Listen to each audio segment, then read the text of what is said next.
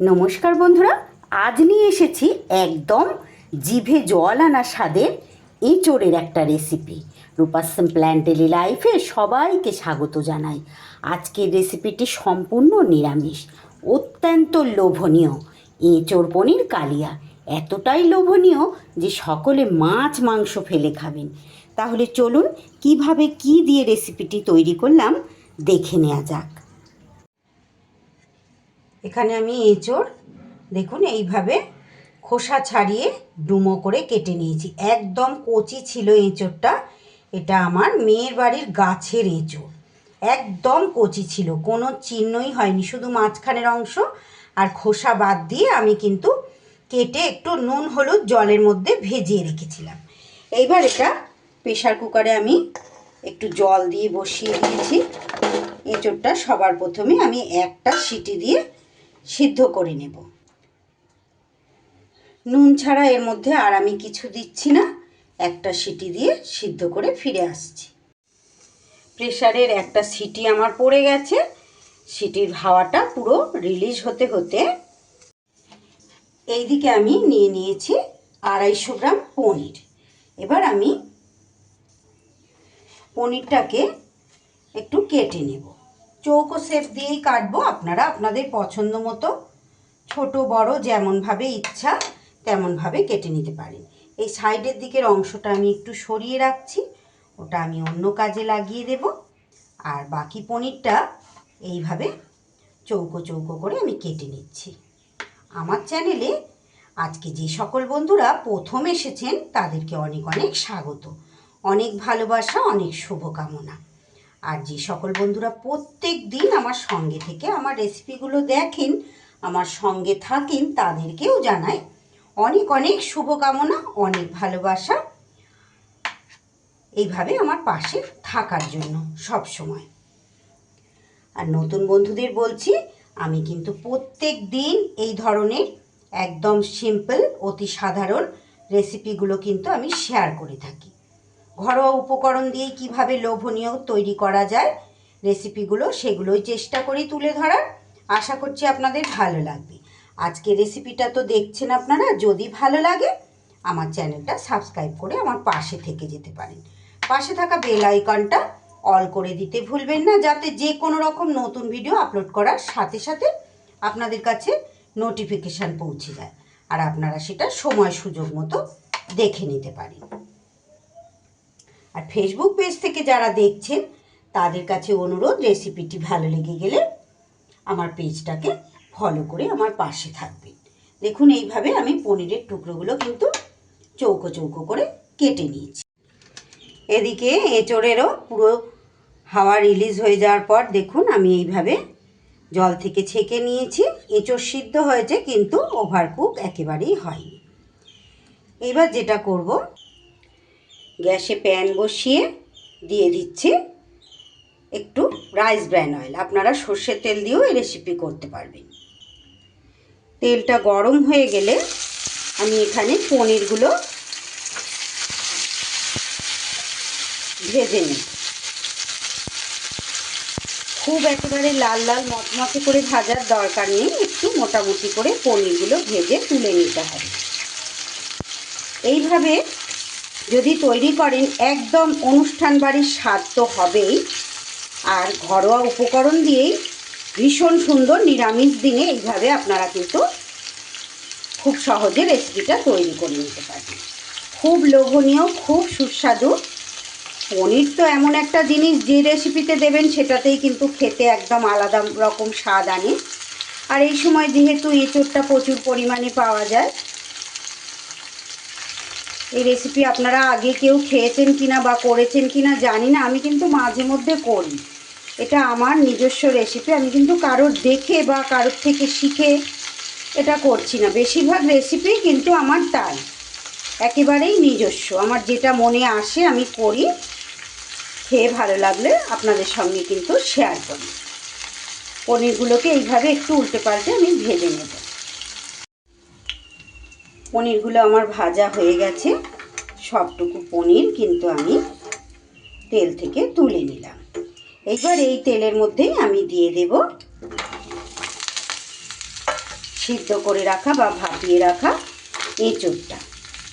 এঁচোড়টা একটু এই তেলের মধ্যে নাড়াচাড়া করে নিতে হবে, তাহলে এঁচোড়ের যে কাঁচা গন্ধটা সেটা একেবারেই চলে যাবে।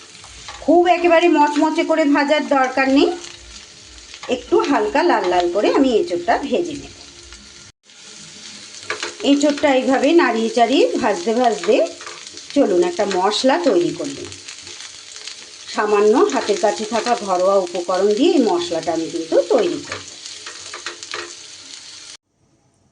মশলার জন্য মিক্সির বাটিতে আমি নিয়ে নিচ্ছি সবার প্রথমে একটা টমেটো, ছোটোর থেকে একটু বড় আছে, তবে খুব বড় না। দিয়ে দিচ্ছি অল্প পরিমাণ একটু আদা, দিয়ে দিচ্ছি আমার স্বাদ অনুযায়ী 4টে কাঁচা লঙ্কা। তারই সাথে দিয়ে দিচ্ছি এখানে 1 চামচ চীনাবাদাম। এটা ভাজা বাদাম আছে, আপনারা চাইলে কিন্তু চীনাবাদামের জায়গায় কাজু বাদামও দিতে পারেন। আর দিয়ে দিচ্ছি যে পনিরের বাড়তি যে ভাঙা অংশটা, সেইটা মানে যেটা একটু সাইডে এবড়ো খেবড়ো মতো থাকে না, কেটে রেখেছিলাম, সেই পনিরটুকু দিয়ে দিলাম। এর মধ্যে একটু জল দিয়ে সুন্দর মিহি পেস্ট একটা তৈরি করে নিলাম। এদিকে এঁচোড়গুলোও কিন্তু আমার সুন্দর করে ভাজা হয়ে গেছে, এর থেকে আর মচমচে করে ভাজার দরকার নেই। আমার আজকের রেসিপিটি যদি ভালো লাগে আপনাদের বন্ধুরা, প্লিজ একটা লাইক করে দেবেন, ছোট একটা কমেন্ট করে জানিয়ে যেতে ভুলবেন না। আর অবশ্যই বাড়িতে এইভাবে একদিন তৈরি করে খেয়ে দেখবেন, আশা করছি আপনাদের খুবই ভালো লাগবে। আর ভালো লাগলে একটু বেশি বেশি করে ভিডিওটা শেয়ার করে দেবেন সকলের মাঝে। আপনাদের একটা লাইক আর একটা কমেন্ট কিন্তু আমার নতুন নতুন ভিডিও তৈরি করতে উৎসাহ যোগায়, আর আমার ভিডিওটাকেও অনেক দূর পর্যন্ত এগিয়ে নিয়ে যেতে সাহায্য করবে। এবার আমি এই প্যানের মধ্যে আরও 2 চামচের মতো রাইস ব্র্যান অয়েল দিয়ে দিলাম। ফোড়নে দিয়ে দিচ্ছি তেজপাতা, গোটা গরম মশলা আর সামান্য পরিমাণ একটু গোটা জিরে, যেটা সাধারণত আমরা নিরামিষ রেসিপির মধ্যে দিয়ে থাকি। ফোড়নটা থেকে সুন্দর গন্ধ বেরিয়ে গেলেই আমি এই তেলের উপরে দিয়ে দিচ্ছি পরিমাণ মতো হলুদ গুঁড়ো আর একটু কাশ্মীরি লঙ্কার গুঁড়ো। মশলাটা যাতে পুড়ে না যায়, সাথে সাথে আমি পেস্ট করে রাখা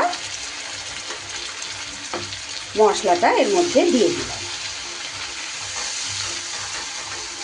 এবার খুব ভালো করে কষিয়ে নিতে হবে। কাশ্মীরি লঙ্কার গুঁড়োটা একদম অপশনাল বন্ধুরা, আপনারা চাইলে দিতে পারেন, না চাইলে নাও দিতে পারেন। তবে যে কোনো রেসিপি একটু দেখতে ভালো না হলে তো আমাদের খেতেও ভালো লাগবে না, তাই না? তাই একটু দেখতে তো ভালো করতেই হবে। মিক্সির বাটিটা ধুয়ে একটু জলও এখানে অ্যাড করে দিলাম।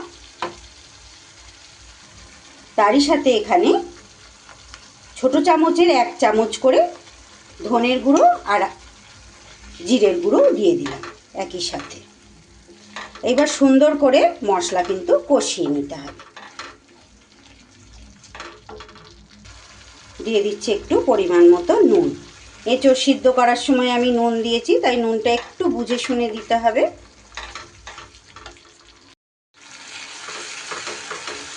প্রায় 3 থেকে 4 মিনিট খুব ভালো করে মশলা কিন্তু আমি কষিয়ে নিয়েছি। দেখুন মশলার মধ্যে যে জলীয় অংশটা ছিল পুরো কিন্তু শুকিয়ে মশলাটা কষা হয়ে গেছে আর সুন্দর করে তেলও ছেড়ে দিয়েছে। এই পর্যায়ে আমি ভেজে রাখা এঁচোড়টা দিয়ে দিলাম। এইভাবে আপনারা এঁচোড় পনিরের কালিয়া কে খেয়েছেন অবশ্যই আমাকে কমেন্ট করে জানাতে ভুলবেন না। নিরামিষ দিনে যদি এই রকম একটা পদ থাকে আপনারাই বলুন না। যারা প্রত্যেক দিন রান্না করেন তারা তো জানেনই, আর যারা আজকে নতুন মানে আমার রেসিপি দেখছেন বা নতুন রান্না করবেন ভাবছেন, তাদের কাছে অনুরোধ এইভাবে একবার তৈরি করে দেখবেন। ভীষণ সুস্বাদু হয়, অতি সহজেই কিন্তু রেসিপিটা যে কেউ তৈরি করে নিতে পারবে। একদম সহজ রেসিপি। এইবার আমি একটু ঢাকা চাপা দিয়ে দেবো। ঢাকা চাপা দিয়ে দিয়ে মাঝারি টু লো আঁচে আমি আরও একটু সময় কষিয়ে নেব। ঢাকা চাপা দিয়ে দিয়ে এইভাবে কিন্তু আমি আরও 2 থেকে 3 মিনিট কষিয়ে নিয়েছি। এইবার এর ওপর থেকে দিয়ে দিচ্ছি একটু কসুরি মেথি, একটু নাড়িয়ে চাড়িয়ে দেব। কসুরি মেথিটা চাইলে আপনারা সব শেষেও দিতে পারেন, তবে এই সময় কষানোর সময় দিলে কিন্তু একটু বেশ অন্যরকম ফ্লেভার হয়। এইবার আমি দিয়ে দিচ্ছি জল, একটু পরিমাণ মতো দেব। এটা তো আর ঝোল ঝোল হবে না, মাখা মাখা হবে। পনির অ্যাড করব, সেই মতো বুঝে শুনে কিন্তু জলটা দিতে হবে।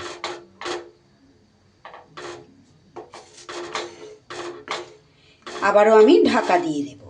ঢাকা চাপা দিয়ে একটু গ্যাসটা কমিয়ে কমিয়ে এইভাবে রান্না করলে কিন্তু মানে যে কোনো রেসিপিই বলুন, সবজিটাও তাড়াতাড়ি সিদ্ধ হয়, আর গ্যাসও বাঁচে, আর রান্নাও কিন্তু খুব ভালো হয়।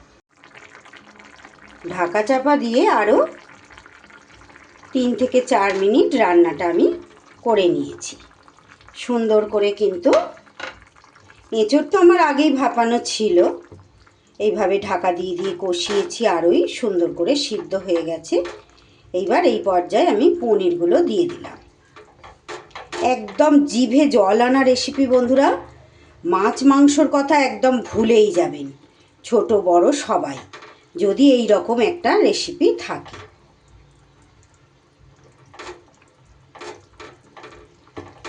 যে কোনো ঠাকুরের ভোগেও কিন্তু এই রেসিপি আপনারা রান্না করে দিতে পারেন। এইবার পনিরটা দিয়েও আমি 2 মিনিট আরও ফুটিয়ে নিয়েছি। নেবার পর খুব সামান্য পরিমাণ একটু স্বাদ ব্যালেন্সের জন্য আমি চিনি দিলাম, এটা একদমই অপশনাল। দিয়ে দিলাম একদম হাফ চামচের মতো ঘি। নিরামিষ রান্নায় একটু ঘি দিলে কিন্তু খেতে খুব সুন্দর স্বাদ হয়। আর তারই সাথে গরম মশলাটা তো দিতেই হবে, সেটাও দিয়ে দিলাম। এইবার ঘি, গরম মশলা, মিষ্টি দিয়ে একটু নাড়িয়ে চাড়িয়ে নিয়ে আমি গ্যাস বন্ধ করে দেব। গ্রেভি কিন্তু একদম ঘন ঘন হয়ে গেছে, দেখে আপনারা নিশ্চয়ই বুঝতে পারছেন। এইবার গ্যাস বন্ধ করে ঢাকা চাপা দিয়ে 5 মিনিট আমি রেস্টে রেখে দেব। তৈরি হয়ে গেল আমার এঁচোড় পনির কালিয়া। রেসিপিটি ভালো লাগলে অবশ্যই বাড়িতে ট্রাই করবেন, আর একটা লাইক, কমেন্ট, শেয়ার ও সাবস্ক্রাইব করে আমার পাশে থাকবেন। সবাই খুব ভালো থাকবেন, সুস্থ থাকবেন। সকলকে অসংখ্য অসংখ্য ধন্যবাদ পুরো রেসিপি আমার সঙ্গে থেকে দেখার জন্য।